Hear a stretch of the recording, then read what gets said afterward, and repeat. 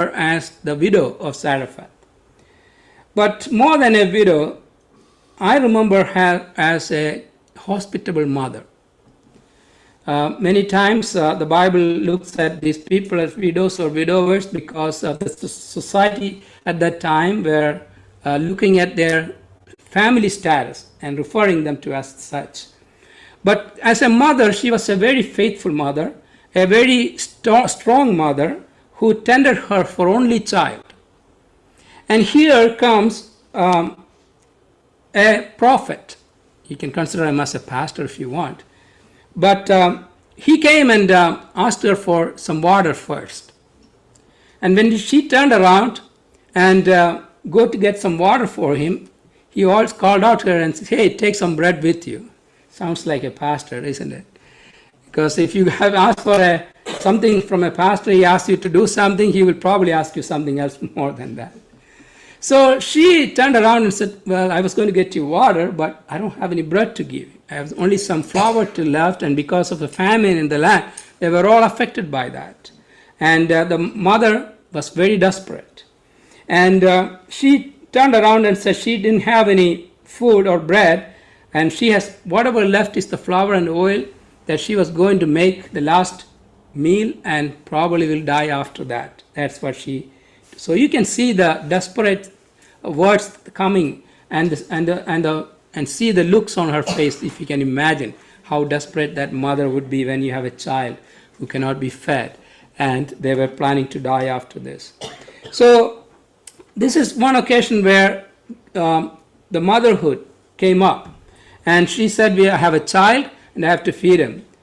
But at the same time, this prophet told her that you go and do first and make food for me first, and your flour will not go down and your oil will never end dry. That's what he told him. She probably thought for it for a second. Would I take his word for it or no? But as a mother of faith, I think she paused for a second and said, "The God of Israel," she didn't know the God of Israel. She was a Gentile woman. That's what we read there. But the prophet was passing by that time during that time. And she anyway trusted in his God, the living God, and she made some food for him, bread for him, and water for him. And lo and behold, she never had any famine affected her after that. She had plenty of food, never ran dry in her oil or in her flour that she could sustain on. So there are two mothers actually listed in the book of First Kings, where Prophet Elijah talked about this widow of Zarephath. And there is another woman that we similarly see, which is hospitable to another prophet, the successor of Elijah, who is Elisha, Prophet Elisha. In the Second Kings, we read that. He was also entertained and given hospitality by a woman. She was not a widow, but she was a person who had been married for years and did not have children. And there is Prophet Elisha who went through that place, and she gave him shelter in her house and fed him several times. And one day the prophet asked her, "What do you want from me? You are giving me all this hospitality every time I pass by. You invite me to your house." So she said, "I don't have any children." So he gave her a promise that next year when I come through this place, you will have a child. And lo and behold, she did have a child. So hospitality is very powerful. It takes a lot of sacrifice and faith to be hospitable. Hospitality doesn't mean that you are being hospitable to the friends and families that we are very used to. We like our friends, we like our families, so we give hospitality to them, we care for them, and we invite them for meals and take them out with meals and have fun with them. But how about strangers? How about the ones who are not in our comfort zone? That is what the sacrificial or radical hospitality that the Bible teaches us. Our hospitality and our love and our care and compassion needs to go beyond our comfort zones to the ones who are not comfortable that we're dealing with, the outcasts of the society, the Gentiles, as we see here. That is where the hospitality of these mothers come in. even though they were not of Jewish origin. They were entertaining these prophets of Jewish origin. They were following the doctrines and the teachings that these prophets were giving them, and they trusted them. They trusted that there is a living God who is working through these prophets. So it takes a lot of faith and sacrifice when it comes to hospitality. You have to sacrifice your time, you have to sacrifice your comfort zones and go beyond the normal comfort zones that we are used to. So in this particular instance that we see in the woman at Zarephath, she was being hospitable in the face of extreme scarcity. When you say extreme scarcity, she was completely gone, beyond our imagination, that she would be dead after the last meal that they were going to take. So as a woman, she was low social status, basically, and also as a widow. That's what she was referred to in the Bible. She didn't even have a name named there. So as a widow and a woman, they're considered to be lower in the class of society, so at society's class at that time. And she was weak in wealth, and she was weak in her social standing, but she was strong in her faith, and she was strong in her hospitality. So the great hospitality that she showed to this prophet of God gave her so much blessing in this world that it is written in the living word for years and generations to come to meditate on and learn from. So it is a sacrificial hospitality of trusting God's promise. Hospitality is not about ourselves. It is about trusting God, that God will provide for us and others' needs if we share our blessings with others. It would have taken a lot of faith for this woman to do what the prophet told her. Make me bread for first with the flour you have. Would I do it if I was only flour left for my child? Probably I would have told him, let me make the bread for my child first, and then I will give you the bread after that. But that's not what she did. She said, we read there that she listened to him, and he obeyed what he told her to do. So he trusted. And it is in the extreme scarcity, that is what sacrificial hospitality is all about. It is also, it's not a convenient one. Hospitality is not always convenient. It is not to be hospitable when it is convenient for us. Hospitality is when it is, even when it is inconvenient, even when it is uncomfortable, we have to extend the hospitality. And this mother showed that through their hospitality. It is not always feasible either. Sometimes financially, we think that I don't have the money to help support these people. I wish I had the money. But whatever money you have, you can still use it. That's just like this woman of Zarephath did. The mother, the great mother of Zarephath that I call her. Because even with the little thing that she had, she gave to the prophet and the man of God. Jesus taught us in the Gospels, we read that seek the kingdom of God and his righteousness first, and all the other things will be added to you after that.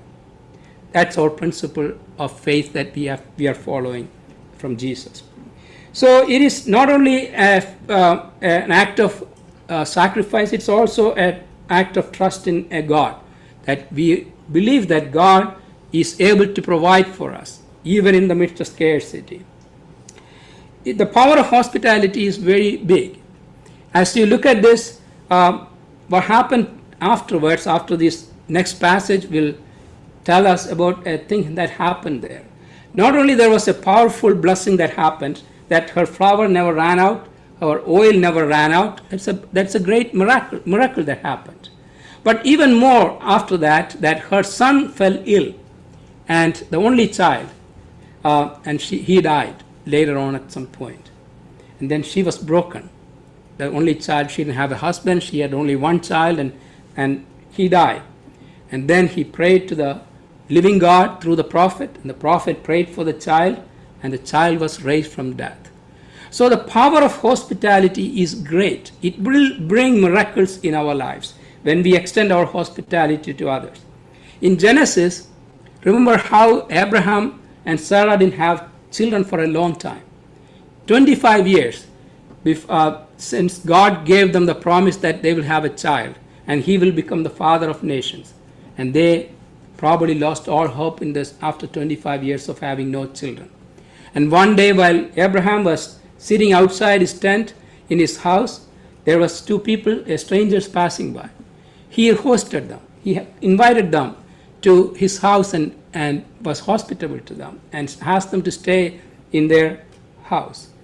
And when they left, they gave him a promise that by this time next year, Sarah is going to have a baby.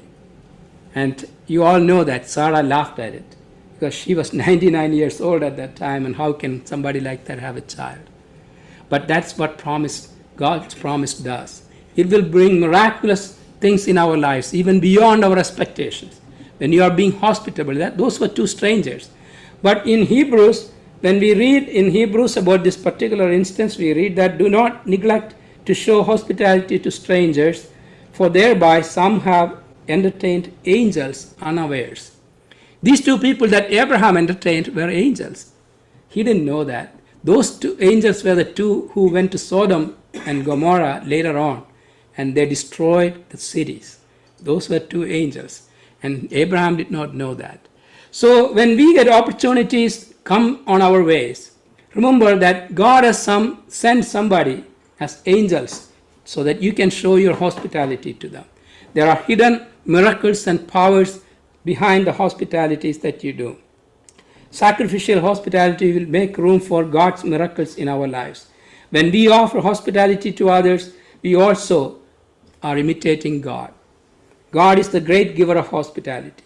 Through Jesus Christ, God welcomes us into his family forever as our eternal home. God has been gracious to us, so we need to be gracious to others. God is never indebted to anybody. We are indebted to God. Whatever we receive from God as blessings are gifts from God. A lot of times we give back to God thinking that we are giving something back, giving to God. No, we are not giving to God, we are giving back to God from what God has given us. Our time, our energy, our money, whatever we have. It is all God's gift in this world. He is never indebted to us. So a trust in a living God makes us more hospitable than what we are today.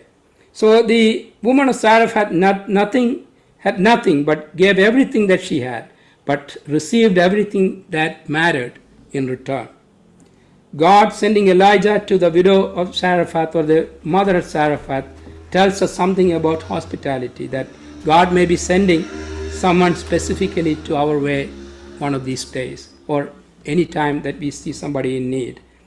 So what looks like a random opportunity for being hospitable may be a divine appointment from God. So remember that. God is going to bring somebody and show us the hospitality can bring miracles in our lives. Then of course, we need to remember that when we offer hospitality to someone in need, we are also ministering as Jesus' hands and feet. As Jesus had told us that, I was in need and I was a stranger, I was in prison. You did all this to me, and you did all these things, and it is like you are doing it to me. That's what Jesus said. Whatever you did to one of these least of these brothers of mine, you did it for me. So radical hospitality and sacrificial hospitality is something that we ought to practice. If we don't have that, we need to practice that. Even not to our friends, but also to our enemies as well. There was a story that I read in about a few years ago. That I read the story in an article, that there was a boy who used to sell things house to house. And we know some of us don't like that, people coming and knocking at their doors, your doors for selling something. But this boy was trying to make money for his school, and he was paying his studies and helping his family through selling things from door to door. So one day while he was walking from house to house, he was so tired and hungry, and he did not sell a lot on that day. And he was so hungry, and he knocked at the door of a house and asked for some water. And when the woman opened the door. The mother of the house opened the door and looked at this boy who was tired and so looking tired in his eyes, and thought he was in need of some food. So instead of giving him a glass of water, she gave him a glass of milk. And he did not want to drink that milk because he didn't want to pay for that or anything. So he said, I don't want milk. And she said, no, my mother taught me that I should be hospitable to other people, even strangers. So please have this milk. And he drank that milk and went away. And years went by, and this lady was sick with a rare disease, and she was admitted into a hospital a few miles away from her own town. And that several years after that. And she had a rare disease that did not have much treatment at that time, so she had to go to the next town to get a treatment in the hospital. And she was admitted in the hospital, and there was a specialist in that hospital who treats this particular disease. His name was Dr. Howard Kelly. And as soon as she was admitted and the doctor came and looked at her, it was Dr. Kelly who came and looked at this woman, and immediately he recognized this woman. And this woman was the woman who gave him the milk when he was in school, going from house to house selling things. And then he introduced himself to her, and then he took special care for her from the hospital, and on the way she came back to recovery, and she had a huge financial debt because of that treatment. It close to $20,000 years ago. It's a big time money at that time. So when the bill came, the doctor called the office and said, bring me the bill. And the story says like this, that when they brought the bill, he attached a check of $20,000 to it and then wrote something in the bill that said, this bill is paid in full with 1 glass of milk, and gave everything back. That is what the power of hospitality is about. Let us be hospitable as Jesus has been hospitable to us. Even when we were strangers and sinners, God loved us and sent His only Son to save us from our sins. So let us show that care and compassion and hospitality to others as we go from this place.